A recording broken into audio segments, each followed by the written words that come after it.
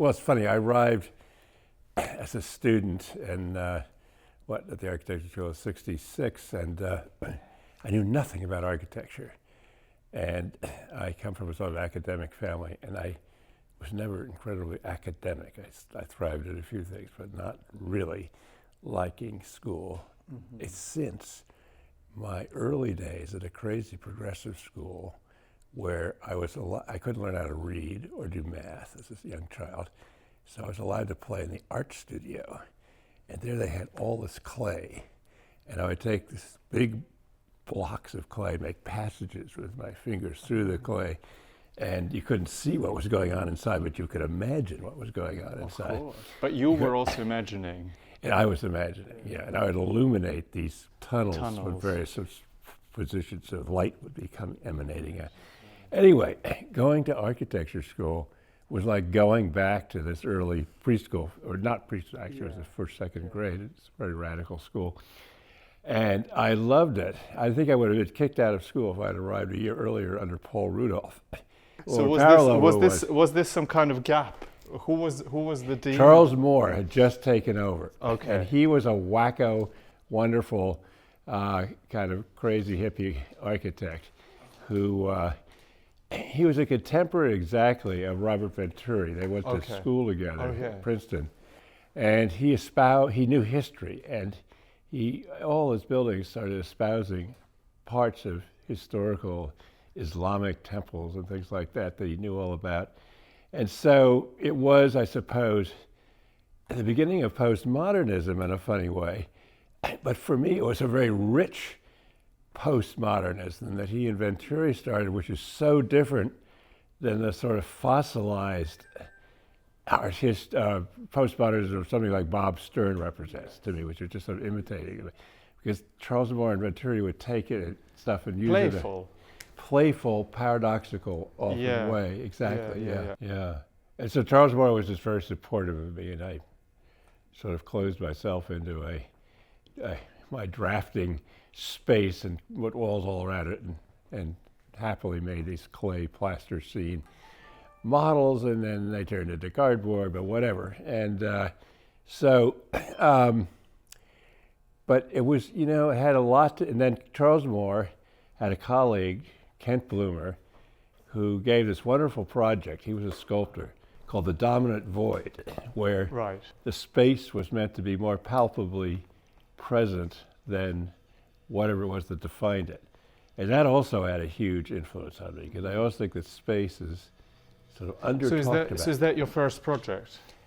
The Dominant Void was one of the first projects, exactly. And as a teacher for 44 years, I gave that project to all my students, because I think it's so great. And it is amazing, because they make these big creations that are of human scale, and you wander amongst them, and it sounds like, I call it the quest for the Holy Grail. It sounds impossible that the space could actually become more powerfully potent and there than what's defining it. But that's what happens. It's often, they did it with sort of intersecting cubes, and so there's this sort of leftover space between it. Anyway, it actually was a very fascinating project. Anyway, so I'm going on too long, but the reason I've just come back from Rome is because I was documenting San Carlo al Quattrofontane by Borromini, which is almost my favorite space thing in the world that I know of. And how did you document it? What's that? How did you document it? Well, I was drawing it and photographing it. Okay. But the real way I want to document it is like sort of a reminiscence of the Dominant Void. I want the Pope to allow me to rent 500 bats and release them in the space, because the bat is like the unerring ballerina acrobat. They never, their movements are perfect, and they define the space they're in so perfectly. So a wave of bats sort of flying around. Scanning. Would be, then make a movie of that, yeah. Wow. That's my ultimate goal, but I don't think it's very realistic to get such a grant. I think you could if you. Great. Okay, we can work on this. But wait, you jumped very quickly from your childhood playing with clay to being in Borromini. Well, to Borromini now. Yeah. But it's interesting. You know what? One thing. Firstly, yeah. I mean, I have so many questions already, but yeah. I feel like one thing that's interesting is that you say that you arrived after Paul Rudolph to Yale. Yeah. And I always have felt, and I've always said, that there's always something really powerful in this transitional period. Like you said, I don't think I would have been able to get in if Paul Rudolph was there. He was much more so. But I think this kind of moments of transition allow such kind of exciting opportunities. That's right? a great point, I think. Yeah. And it was partly a. I mean, I started teaching at the AA in the moment when there was no director. Right. And to be honest, I'm not sure I would have. That's a director would have given me a job. Yeah, the current or the previous. Found your way, sort of. Yeah, that's amazing. Yeah. Well, it was also the sort of social revolution. The building burned while I was there. Oh, we really? hated the building. We thought it represented everything arrogant, sort of, Which, the Paul Rudolph? Yes. Building? Oh, it and burned irrelevant to the world. I mean, this is the story. Okay, the architects had the grand belly of the building. The painters and the sculptors were squished into, basement and attic space, and they couldn't even work on their paintings, the painters, because they're huge canvases out here. So after the fire, the guilty architects gave the painters the grand belly of the building. And that was an amazing thing. It was like a Piranesi-esque view of Rome, and the peasants moved into the Colosseum. They made these very primitive sort of barricados in this huge space, and that was the best moment of the building. So the architects felt a sort of righteousness, and I think it was correct. Now that the building is a sort of occupied ruin, as I call it, I love the building now, but it's because I've forgiven all this sort of arrogance. But that wonderful stairways, and they have little windows that look back down into the main entryway. I used to accuse the building of being so narcissistic, this was in 1966, that it was sniffing its own armpit proudly. That's true. Anyway, it's so funny. But then you ended up teaching there for so long, and yes, yeah. But so there's something potent in this hatred of a building, and yeah, absolutely. I think so. Yeah. No, I in so many ways, I love it now. But in this project I'm working on, I've been kind of making this argument that, in fact, I think I've been talking about influence in the profession. And about what? Influence. Influence, yes, influence, I know. You've read the famous Anxiety of Influence. Well, I have, but I haven't said that to you in my email, but I have, of course, read Anxiety of Influence. Yeah.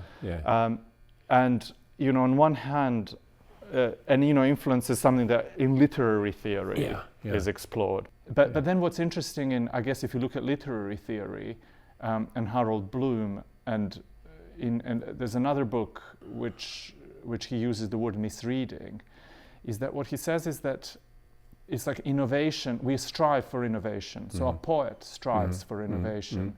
But to be innovative, you need to be both acknowledge your predecessor, but also reject it. I think that's very, very true. And I love that idea, actually. Yeah. And you need to almost be suspicious. Yeah. And so there is this suspicion that's needed, and he says misreading. Yeah. So you need to kind of consciously misinterpret. Yeah. I like that. I haven't read that. I'll just tell you one other thing about it. So after school, I graduated. It was a very hard time to get a job. I worked for Philip Johnson for 6 months, which was horrible. I hated what I was doing there. And then I moved to northern Vermont, where my family had some land, and I built a shack there. My wife got a job teaching at a local preschool, and I finally, within a year, I had about 5 clients. My first client was a potter who just needed a shelter for her, a place to live, and to make her pots for herself, and her son also accommodated. And so it was a very interesting project because it was both about living and working. And I'll show you a model of it in a second, but that was my first house, and that just led to more. But the thing that I was going to say is that this thing of space and the dominant void, I fell in love with wood frame, lightweight wood frame construction, the stud, which was the cheap way of building then. And it was just so elastic. And so you could make spaces that were like the clay spaces that I was making out of, plaster and clay as a student. And so that excited me. And believe it or not, then in 1984, I applied to go to Rome, to the American Academy, to look at Borromini, because somebody had given me a book about Borromini, and I felt this was the ultimate plastic space, which I was trying to create in these, buildings I was doing. And so that was anyway, that's how I got to Rome in the first place. It was very funny. But sort of paradox in a way for going from sort of, humble little wood houses to Borromini, but I felt there's a relationship just spatially. And it's interesting about the influence thing, because I really lucked out. Very relevant to what you were saying, Vincent Scully published a book called The Shingle Style Today, and he published 3 of my early buildings in it, and it's all about that exact thing, about how architects sort of hate to admit that they're being influenced, but it shows how vernacular architecture influenced me and a whole bunch of other architects. I'm a small figure in this book, but so anyway, it was very much about this issue of influence and but it's sort of absorbing. Yeah. I mean, I sort of absorbed the vernacular. I love the vernacular architecture in Vermont, which was, partly colonial, partly Greek revival, partly a lot of things, but made by local carpenters who were just always breaking the rules, and how they broke those rules. And where were these carpenters from? Where does the kind They of were local, but they had died by the time I got there, and but I was. And where did their craft come from? It was just inherited. It was like back, like one of the first projects I did in Vermont that wasn't a house, was a school.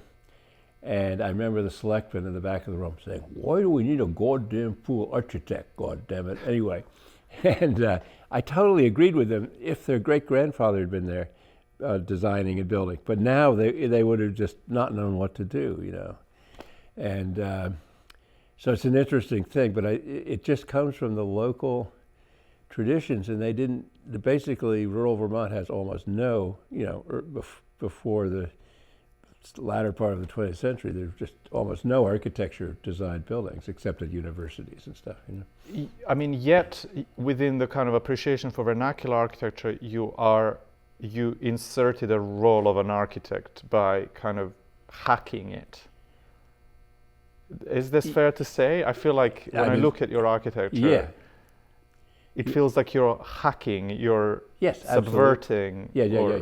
No, I'm not somebody who follows the rules of any kind of vernacular at all, but it just sort of, in a funny way, it's procrastinating for radicalism inspired me within a tradition, I guess. It was like anyway. But would you say would you say that you either theoretically or practically were practicing in a postmodernist tradition? I hate that word because I always think of it as being usurped by buildings that, like Bob Stern's New Gothic, which I just find disgusting. It has no sense of humor like the original. It has no sense of sort of evolving from Gothic to Georgian, which all of the old ones do. They have this wonderful sort of flexible fluidity, and they acknowledge that they're fake. Whereas they're just pretending to be real, and I think it's very deadening. But where was I going with that? Somewhere. So in some sense you reject the idea of postmodernism. Yes, but as I said earlier, I think to you that I sort of loved what Charles Moore and Robert Venturi's interpretation of it, because I thought it was a much more sort of fluid relationship with, the past. And of course it's what Ava, my wife's, written about a lot, so in her latest book. But anyway, it is a very interesting issue. I'll show you the. Well, I spoke to her yesterday. Yes, she said she enjoyed it. Yeah. Okay. Yeah. So this is. These are the early ones. Yeah, this is the first house I ever designed, I won't go. But anyway, this was the living area was in here, bedrooms up there, studio was here, and then she was terrified of burning the house down with her kiln. So the studio, the oven is out here, the kiln oven is out here. Okay. And the cart had the back of the oven built onto it. So when the cart went out on these old railroad tracks, which were small gauge railroad tracks borrowed from an old brick factory that was being torn down nearby, it would seal up the kiln. Anyway, so, but it was just, and it's all built on this sort of esker that comes out of the woods, so it's very much sort And of, is there a window that is tilted? yeah, that's very typical Vermont. That's Oh, is it? vernacular. That is It's for getting vernacular. coffins from the second floor to the first floor because they couldn't often get around the corner. Yeah, that's what I was told by a local vernacular man. I think it's true. Of course, I was going to try to just pull out. And were you ever interested? Were you ever interested in the work of what's his name, Hajduk? Yeah, I liked Hajduk. He was much more sort of. I'm very untheoretical. At first, I thought he was so terrifyingly theoretical, but I find his work very moving and sort of ghostly. And I was going to try to find you Scully's book anyway. And do you just make models Here. without having a project as well? I sometimes do. Yeah. So yeah, this is the book. That's by Scully. And, Okay. Anyway, but it's a lot about how architects are looking back to the shingle style, this wonderful sort of fluid, which also are very fluid, flexible houses. Well, this is one of my favorites. This the kid needed one. That one. Yes. That big, simple gable with all these little wonderful. And that's the Venturi house. Yeah. Which, Can I just take a picture of that? Oh yeah. Sorry, just so. And anyway, I'm somewhere in here. There's the Potter's house. That's the one. I like the plan. And it's on this eskers coming out of the woods. So. But there is something, there's something. It's almost like you also. It feels vernacular. Yeah. But then it also. But there is a real sense that someone had twisted it, tweaked tweaked it, hacked it, as you say. Yeah. No, exactly. No, I'm totally. Yeah. So there must be a point. There must be a point where it becomes something else. I mean, really, it's not the vernacular that starts me. It's the space, and then it's the materials, and it comes around. It just sort of made sense to me to gable roof. It's the cheapest, most direct way to build up there. So, in a way, I feel the vernacular was a little bit an afterthought rather than a pre-thought in a way, or I just. But then, so much of your work then became that. Yeah. Is it because you were building in that part of the world? Or Yes, I think it was very influenced by that part of the world. Yeah. And this is this is a little tiny house I did for a guy who had no land, but he built these sled runners out of steel. Called me up the night before and said, I need a house that's only 14 feet long and 8 feet wide and 13 feet tall, so it goes under. And this is a reaction against Peter Eisman's house number 6, which was being built at exactly the same time. And this is a cocktail party going on inside, quotes of Peter Eisman talking about meeting of midpoint vertical datums and shit that I have no understanding about. So I just couldn't understand, so I was just pushing it into the Starksboro, Vermont dump. Anyway. Well, there you're engaging with discourse on. So I think in a funny way. Yeah. Yeah. No, Peter Eisman, I just find too theoretical. I mean, And what's this pile of models here?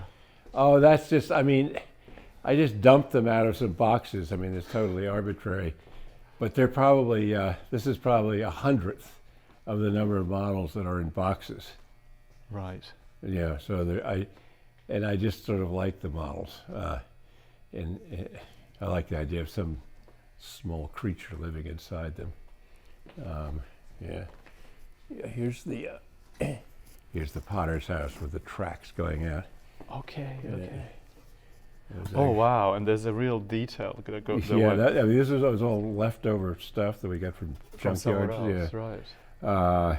And so you would have then taken this piece beforehand, surveyed it, understood it, and then designed with it. With what? These pieces that you found. No, they came as we were building along the way. Yeah. All right. But this is the axis that goes through the sort of apex of the through the track. So it has this sort of discipline of an axis that goes right straight through it, although the walls around it are curving, and there's that window. Yeah. Coffin window. Here's my favorite building in the whole wide world. I just love that building. Yeah. I feel they're just gems all over the world, and along the roadside that don't get recognized. Anyway, and that's one of them. Yeah. And again, there is a certain playfulness in it. The way the door meets the roof. And these walls flare out. I mean, how did they and decide then to do that? The little thing. It's just sort of amazing. Anyway, I'm actually writing a thing on vernacular right now. But you can sort of get an idea from that space, the sort of volume that opens and closes. It's always that the walls are not quite parallel, so you feel this sort of tension of the space. And then the ceiling is also expanding or contracting. So everything is sort of opening and closing volumetrically around the space.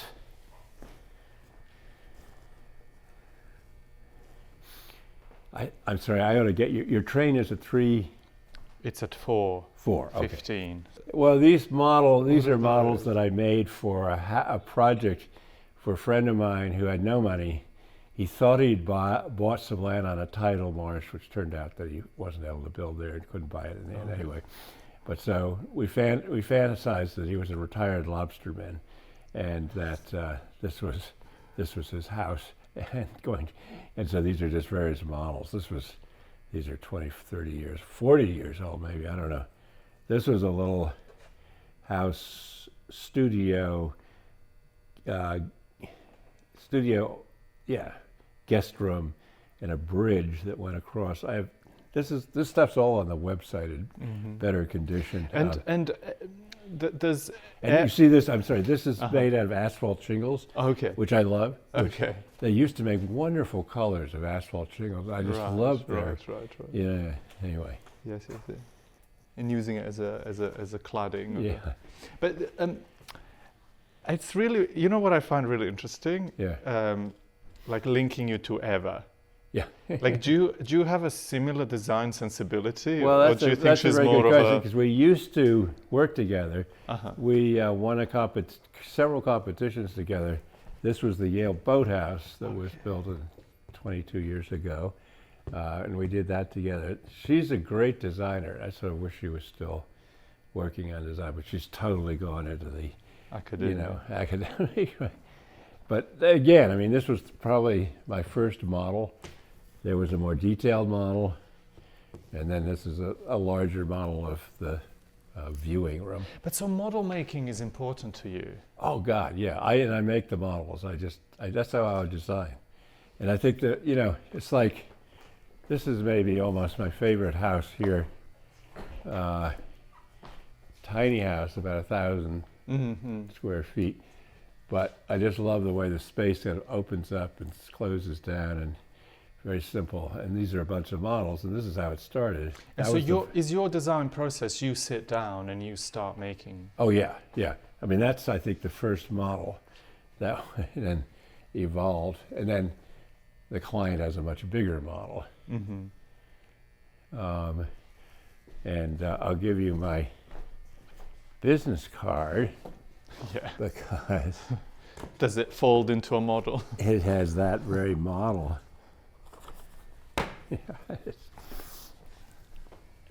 Okay, of course. Anyway, and I handed that to Bob Stern, the previous dean. You know him a little bit. You know who he is. Not so much, okay, but yeah. He's a very formal, and I like him, but he's very. Anyway, he said, "Now Turner, this is not the kind of card to hand out if you want to be a successful architect. This collapsing shack, it's like." But that's. Well, and, there's a certain idea of a successful architect that. Right. But it's the models. This is a. And has this transferred to the way you taught? I demand models. Yeah, and I think that's even the graduate school now has most people are building models. You've probably seen them. Yeah, Mm-hmm. So I think it's great. But I think there's a.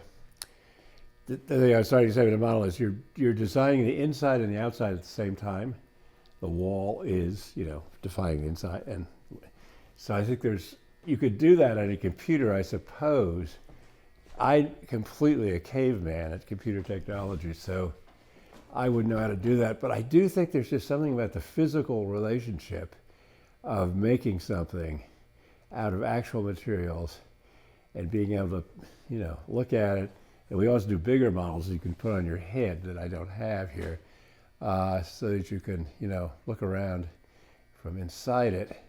But I think there's no substance. I always say models don't lie, whereas I find rendering sometimes can be very weirdly deceptive. But It's true that I'm a primitive man, so But I guess there's also something in model is scale. And what's interesting there is that you say, well, that's first that, then that. And so you're working through scale. You work through scales, yeah. But at the same time, you always see the space. Yeah, that's exactly. in front. So when you scale up, it's still that space. Yeah. No, that's exactly right. Yeah. I don't. It's funny. I would have to start all over again. This all ends at about 1995, and then there's a whole series of, more recent things. But this is a house in Wisconsin for a couple who were artists, and they also, their parents were marionetteers from South Africa. So the balcony, which you can see in the background, was for hanging marionettes, and this was the balcony, and that's the living room. And so, it's sort of funny. I really like it when a house has a sort of aspect of And that's a bedroom, theater. presumably, or a study. Exactly. No, actually, that is a study. Thank you. The bathroom is here, and you can open the doors for the bathroom and communicate with the people outside from the bathtub. You can talk down to people in the living room from the bathtub. I always like sort of intercommunication inside houses, which is based on a little house in Maine that my grandparents used to, that I used to visit in the summer, where it was very cozy because the bedroom was embedded between other bedrooms, and also the stair, and it had a window you could open to the stair, and a window you could open to the porch on the other. Anyway, you felt like you were encapsulated. But so it seems like, I think what's interesting if we talk about influence is that, of course, we're influenced by Borromini, a figure, but then of course influence is also the vernacular is also influence, and that isn't a person. That is more of a kind of material practice, a construction practice. It's funny about influence. I mean, I would say, I think it would be extreme to say that Borromini was an influence, because I didn't even find out about Borromini until after. I was half of my career was done, and but he inspires me, and I don't know if he influences me, but it's just a sort of like, the space. But I mean, I relate to it. Yeah, but then what's interesting? Yeah, exactly. So it's not something that impacted. It's not something I'm trying to recreate. Yes. It's just like But it's I something feel in tune with him. Yeah, or in dialogue even. Oh, right. Do you feel in dialogue? I feel in dialogue with him, yes. I really feel in dialogue with him because, he was also, his projects, he was the sort of this sort of impoverished architect, contemporary with Bernini, who had all the grand projects. And the thing I love about San Carlo is it's in this tiny little leftover space. It barely can fit. And you know, the stair, the wonderful convex concave alternating stair that goes up from the street. I mean, it is right on the street. And you just have this, it's so moving to sit on those steps because the traffic is just whizzing by you 2 minutes away. But there's just something about it, the compression of the site that makes its fluid quality even more sort of, it exacerbates it, makes it even more moving in a funny way to me. And so and that stair is also, it's like it's about 2 degrees off axis from the, if you look at the drawings carefully. Interesting. To follow because the street. So did you spend some time there just I just spent, you know, some time in Rome. A day sort of wandering, and I went into the crypt. That is just amazing because it's all about the dynamism of poche space. There's this amazing stair that's just hollowed out of the thickness of the wall, and also it's the only space where you actually within the building that you can feel the two converging streets. Of course, because there are these tiny little windows way high up, and you see the flickering shadows of cars going by on either side. So that, in a funny way, you feel sort of, you sort of understand the site from the crypt more than you do from Anyway. But then there also, I think. And I'm just going to say this, and it's just so full of complexity and contradiction and adventure. It's just because it has nothing to do with the site, the building, nothing. He just makes this arbitrary thing, which is amazing, which is completely different from what the site would imply, which would be some sort of triangular, I don't know what. Anyway. Yes. And in that gesture, I guess he's, I don't know, contradicting the site or contradicting. Yeah, in a funny way, exactly, yeah. So for me, it's one of the ultimate complex and contradictory. But sometimes, the act of contradiction is also an act of acknowledging. Yes. I mean, it's a dialogue. It's exactly. that dialogue. No, that's exactly right. Yeah, I agree. Yeah, and also, Venturi brought in Frank Furness, who, I don't know if you know him, Philadelphia architect, exact contemporary of H.H. Richardson, and so fascinating. Well, I shouldn't go into him now, but I learned about him from Venturi, and who sort of salvaged him from complete obscurity. He was sort of rejected at the end of his life as a silly Victorian architect, but his buildings espoused, they were sort of classical, but they were also espoused glass and steel. And so he combined glass and steel with conventional masonry in very original, and they're all incredibly dynamic. They're like, I brought students to see them. The students would always get up on the facades of these banks and sort of wrestle with the columns that look like legs and kneecaps. And, you know, it's just, Louis Sullivan was walking down the streets of Philadelphia. In one of his dialogues, he describes buildings in Philadelphia that seem to be speaking to him in a sort of amazing language. And he found out who the architect was. It was Frank Furness, and he went to work for Frank Furness. Anyway. And why do you think the buildings spoke? Is it because they were in some ways there was a contradiction in them? Yes, I have to maybe show you pictures, but it's. Let's see. The facades are of these banks, these humble little banks, are sort of ferocious. Scully has an amazing description of one of the facades, and Furness was a cartoonist, and he always did these top-heavy, like big-headed characters, and the banks are like that too. They look like they have these huge heads, and then these sort of bodies coming down to the ground that are, you know, almost too thin to hold them up, but they're just, Scully describes the marble columns being driven into their cylinders, I don't know, screaming and smoking, and Wow. so it's just they'd have this sort of, and Philadelphia was a leading maker of steam locomotives, so they have this kind of industrial quality that carries on into the masonry of the building, and some kind of movement, almost like motion. It's motion. Thank you for yes. It was very much about motion, and bodily empathy too. That seemed to be the body in motion. That they had arms and legs and heads, and then there's this combination of materials. Like he has, I don't know if you know Butterfield, London's Butterfield. He loved that stuff, but then he has steel trusses that work through the ornamental brick. So he's always combining. I mean, I was going to ask you.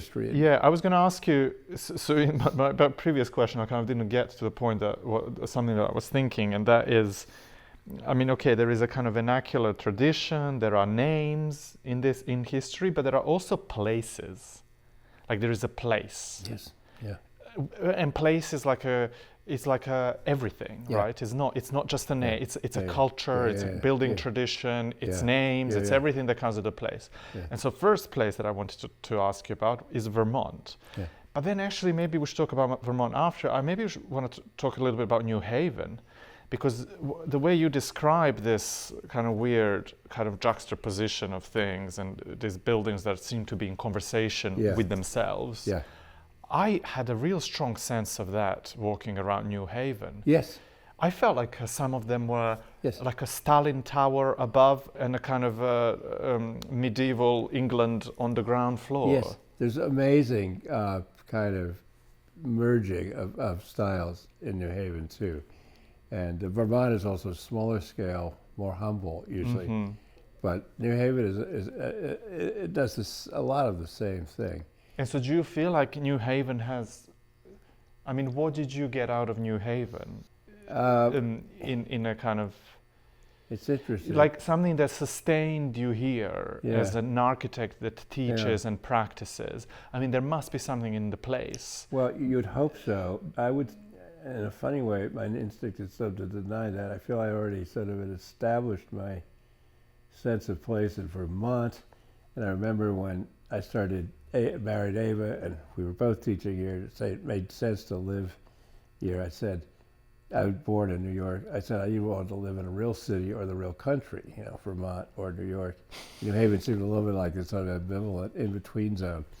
But I don't think I've sort of deliberately aspired to espousing, except I admired it, all the sort of rows of houses with their lovely faces that are all different, facing, having a conversation with the road and to their neighbors across the street. I appreciate it, but I'm not sure what it's.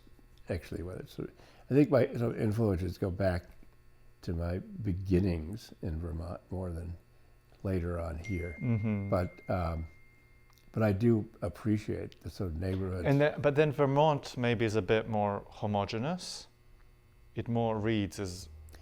No. Or is it not? Well, maybe in terms of styles, I suppose, a little bit. But you still see, in the little towns, you see a Victorian house and a colonial house and a Greek Revival house and a bungalow, so juxtaposed. But it's maybe a little less, And they're generally simpler, And so what unifies that place? What makes it? Is it a landscape? Is it? It's the landscape. It's just, I'm totally in love with that landscape.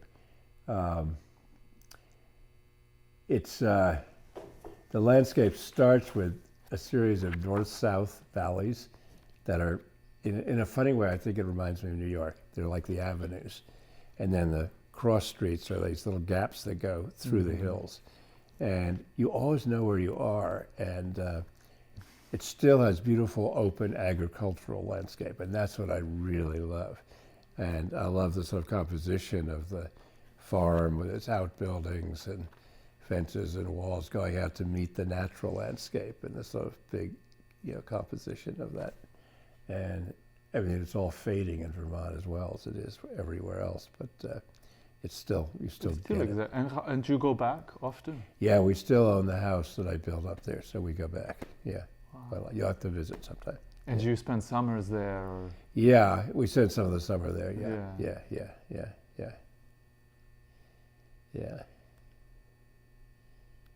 I have a student from Vermont. Oh, really?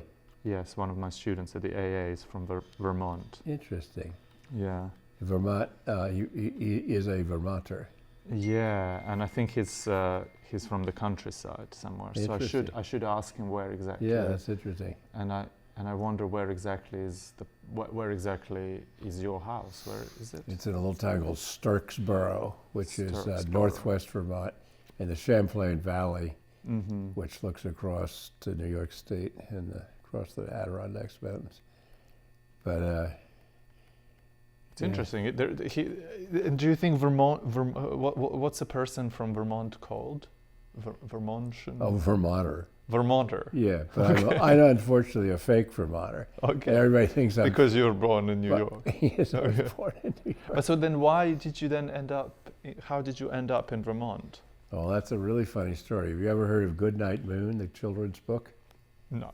Oh my God, you missed it. It's about a rabbit going to sleep in the moonlight. But anyway,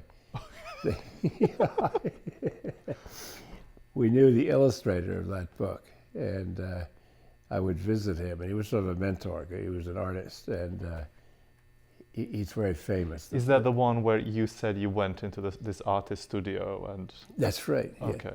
Yeah, exactly. Anyway, so he lived up there, so that's what brought us to that area. Yeah. Right.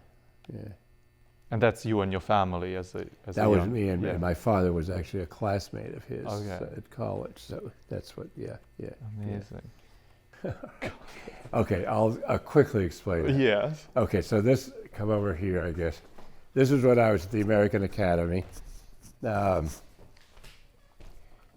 my main mission was Borromini, but I was also listening to lectures, which I was very interested in, about popes falling in love with hedonistic obelisks and resurrecting them all over, Counter-Reformation Rome in important places.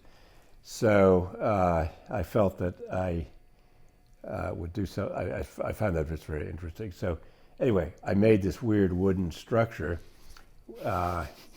which was basically an obelisk with sprouting wings, inspired by the obelisk. And here he is. And I called him Il Risorgimento, inspired by Garibaldi. So it's just 1,000 photographs, but he comes out of the American Academy, gets advice from the Garibaldi, goes down to the Piazza del Popolo.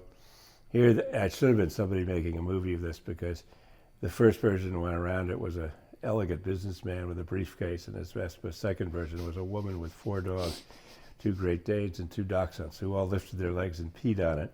Then the director of traffic arrived, who had 2 big white gloves. And he found this standing where he was supposed to direct the traffic, called in the Carabinieri. They all came with machine guns. They pointed at that. I think it was the era of the Red Brigade. I think they were worried they were going to, that this was a terrorist plot or something. Anyway, I explained it was the ghost of Garibaldi in my broken Italian, and they let me go, but it was very interesting. And they believed you. Yeah, whatever. And it exactly fit into this ape, which I had rented from a beggar in front of the Vatican Wall. And so it went all over the city. But did you know it would fit before you built it? No, it was totally provisional. Total coincidence. That's the most amazing thing that ever happened to me in my life. And it fits perfectly. Yes, Piazza Navona. Yes. That's not Trevi Fountain. Shopping at the Campo di Fiori. Floating. And anyway. Birthday party, tragic birthday party. And then, and when I came back, I made these things, what I call the hovering creatures, because I missed leaving El Risorgimento behind. And did you look in here? These are the, anyway. And that's hanging there is a fuller scale version of it. But it's for this side of the Atlantic is more big spaces, so it's more horizontal, so spatially more appropriate to here. So do you you're not an artist? I mean, some people think I am. I never quite, You know, that's funny about, so I'm doing more and more drawings, and I have had exhibitions, and I think I may have some more. And I love drawing, but sometimes it makes me, I have a hard time judging it because it's so introverted compared to architecture. Of course. And I realize this now. Okay, so I've retired from teaching a year ago, and I have reluctantly retired from architecture because there's no work, almost. And so, but both the teaching and the architecture are I'm a slightly introverted character actually, and quite shy. And so there's something just inherently social about the idea of designing something for other people. You're involving not only your own ego, but so profession forces you into dialogue with other people. Exactly, as well as the teaching. So I do miss that, I know, a lot. And can you tell me about these bats? The bats? Yes. Well, so is that your kind of, there's a love for bats? That was just given to me by some very good, the bat. Yes. By a very good friend. And then what's that? That's a horseshoe crab. Oh, okay. From a seashore. But the bat was given to me by a very good friend who just thought I ought to have a bat on the wall because of my description and love of bats. Okay. Right. And the love of bats is the fact that they're the spatial, yeah. The spatial. Yeah. I will send you a thing that was published in the Yale Review. It's a brief excerpt from what is supposed to be a book that's coming out in a year and a half, which is called something like Spatial Memories and Preoccupations. Mm-hmm. And it's anyway, it's I think the bat is invoked there. Mm-hmm. But which is your book? This will be my book, mm-hmm. And it's a much more, and the sad thing about this book is that the photographs all were published too dark. I mean, the mm-hmm. publisher felt very badly. They didn't really look at it but anyway. But the color ones are fine? The color ones are better, but the black and whites, I mean, that's a fairly old one. That's in Starksboro. It's one of the north-south valleys. Yeah, another one. That's in Maine. I mean, I just do them, yeah. And that one is really old, of an old factory that I made a movie of in 1967. You made a movie of it? Yeah. I can send you that too. Here's a light fixture from it, which I find very elegant.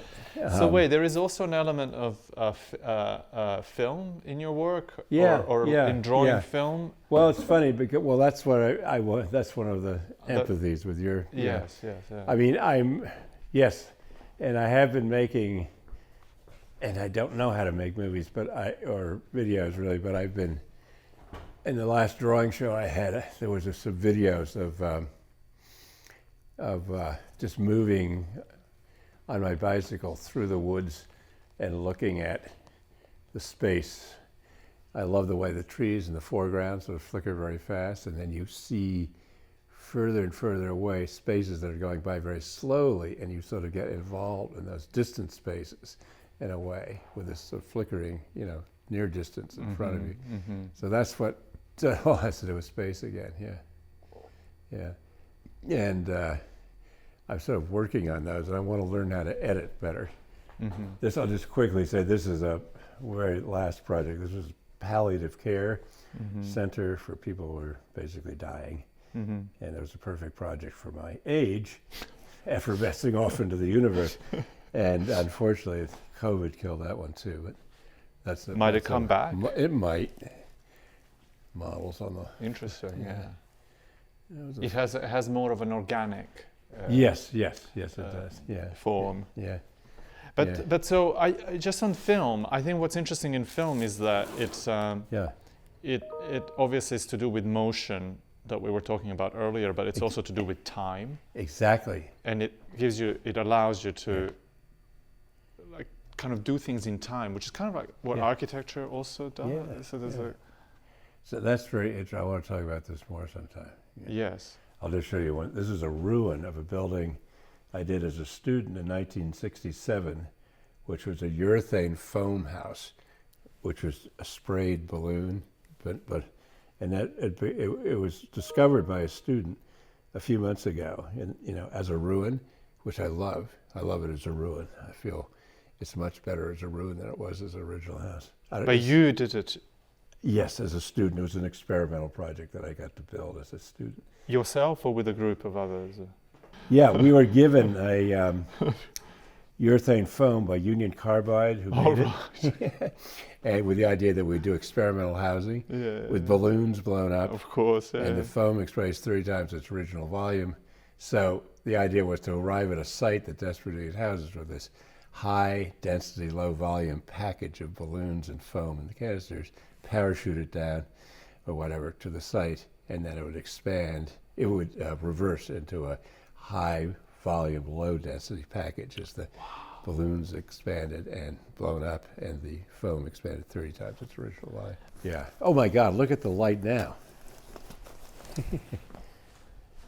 Look at it. This is a sort of random, look at it on the model there. That is so nice. And then it's the low light. And look at it here. You got to look at it here too. Yes. I love this. It's all reflected light off a window. It is wonderful. Yeah. It is wonderful. Well, we probably should go to be relaxing. Yes. Who worked for Khan and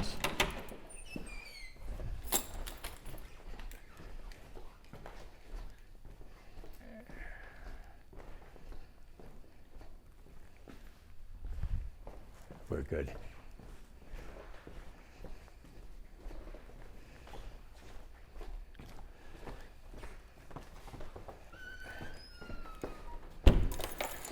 And so Shane worked for Khan and then came back to Ireland as a young architect and worked there and started his practice and worked at UCD, the university there, and really taught a generation of very well-known Irish architects who are now very well-known. So all the kind of Irish architects that that you've heard of, Shane had taught. But he himself is not very well-known, but has done really great work. And so, and anyway, so this project was initiated by Royal Academy in London to look at the work of Shane's. And I am expanding that kind of research into research on influence more broadly. Yes. So that's and so I think that's kind of the way. And I've been connecting to various people in various ways and for various reasons, and I just love that somehow I ended up talking. I'm ending up talking to you, who actually practices in a kind of different tradition, but but also. So were you ever taught by Venturi? He was a lecturer, and a funny story is that I was doing a project, and a critic who was John Fowler, who worked for Paul Rudolph, happened to be my critic, and he said, "Now Turner, you really must express what's happening on the inside of the building on the outside." And I sort of said, "Oh God, I guess, I don't know, are you right?" But I did not agree with this because it was an urban building and it wanted to do something related to the other buildings around it, and I wanted it to be a sort of surprise when you went in, it's something different. And then I read about a month later, Complex and Contradiction. I thought, yay, I'm justified, But in any case, what's interesting about Shane, the Irish architect, is that in some ways he weirdly crosses over his partner in his practice. His partner in his practice was worked for Venturi. So in Shane's practice, there is a little bit of postmodernism in an interesting way.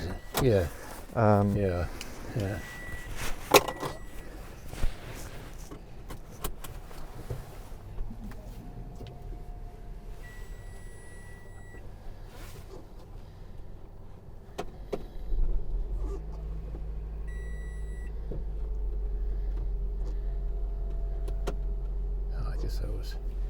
That's reverse. Okay, got it. I like these. It's sort of interesting, these buildings. Very, yeah. This is probably early 40s. This is late 40s, where it's almost a curtain wall. And I'll show you. We have a minute.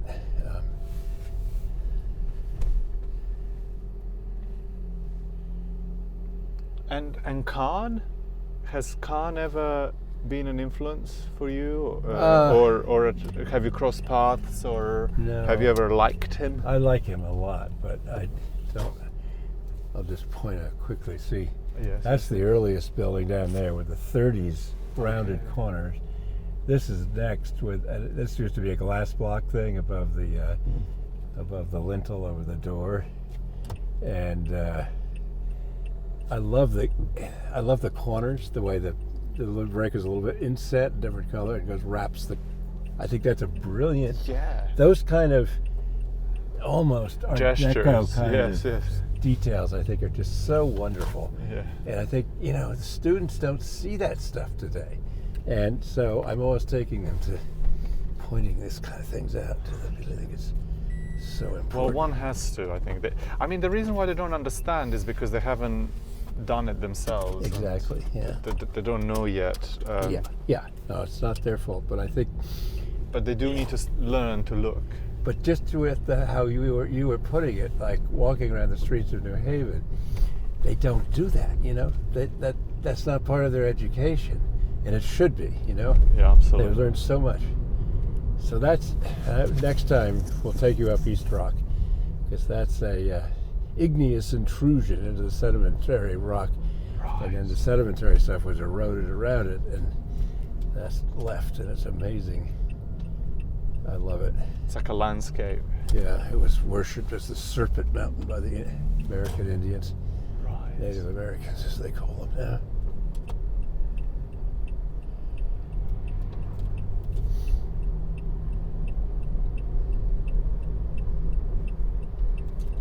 And so what did you say about Khan? Oh yeah, well I mean I think he's one of the greatest architects ever. I love his work. And I don't know, it's funny, the British Museum was being built after, as I was leaving, being a student. The Center for British Art. Center for British Art. Yeah. But I mean, I love the way he espoused old Rome and, his drawings in Rome. And I find his stuff I love the Exeter, oh my God, the Exeter Library. I'm going to go there tomorrow. Oh, it's great, yeah. That's one of my favorites. And It's heavy. In comparison to your work, is very it's heavy. very heavy. Well, I've never Your done, work is very light. It is, yeah. Well, that's what I love about wood frame construction. It's just, I'm going to get off this and we'll be fine. I mean, I've never done a concrete building. I haven't really almost ever done a masonry building, in my life. And I think I probably would have loved to get into concrete because it's very plastic the way clay is. Yeah. I saw off the Piazza Navona, do you know the Santa Maria del Pace? Okay. It's a little Cortona church that's tiny. I mean, it's like about the size of a New Haven house. Okay. It's at the convergence of three streets, and it just shapes the three streets that wrap around it. I mean, with this curved porch that comes out from it. It's hard to describe, but it's just this very little tiny leftover series of sort of meeting alleyways, and it just shapes them all, and you feel like you're. I always wanted to ride a bicycle around it, because I just feel like it's sort of like thrust from one way, one way or another way or another way. So it's like a gear that sort of turns you and spins you off in different directions in a very magical way. I went to St. Ivo too, but I didn't study it so much as Quattrofontana. I think I like Quattrofontana. Oh, you know the courtyard at Quattrofontana? Mm-hmm. I love that. Yes, and that gesture that Borromini made. I mean, you know more about this than I do because I'm not a historian, but it's like at all. But there's this whole series of conversations from Brunelleschi to Bramante to blah blah blah about what do you do with the corner of the courtyard? Sort of gets Mm-hmm. how do you treat the columns, make them special so the corner sort of doesn't die. Mm-hmm. And Borromini just does this simple concave flourish, pushes you out of the corner into the space. I mean, it's just so amazing. I call it the ultimate dominant void, the space that's palpably there, even if you removed all the walls and the roof and everything. I just feel that the space would have a memory. The space would stay so there. Sort of, And plastically sort of formed. Yeah.